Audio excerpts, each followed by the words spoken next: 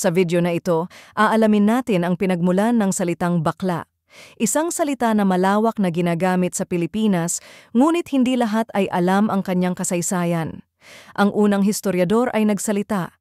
Ang etimolohiya ng bakla ay hindi tiyak, pero maraming teorya ang lumulutang. May iba't ibang mga pinagmulan umano ang salita. Alamin natin ang ilan sa mga ito. Ang isang teorya ay nag-uugat sa salitang baklad, isang uri ng lambat na ginagamit sa pangingisda. Katulad ng isang baklad na humaharang, ang isang bakla ay maaaring ituring na hindi tuwid o hindi sumusunod sa inaasahang landas ng kasarian.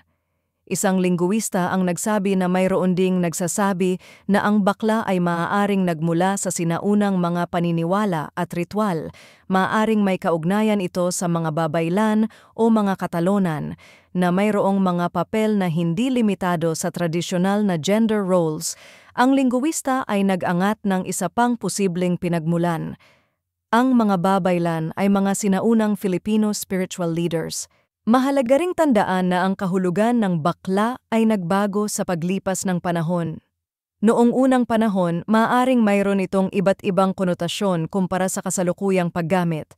Isang panghistoryador ang nagsabi ng mahinahon na ang pag-unawa sa bakla ay dapat laging nasa konteksto ng kultura at kasaysayan ng Pilipinas. Binibigyang diin ng ikalawang historyador ang kahalagahan ng konteksto. Hindi lang isang simpleng salita ang bakla. Ito ay sumasalamin sa masalimuot na kasaysayan, kultura at identidad ng mga Pilipino.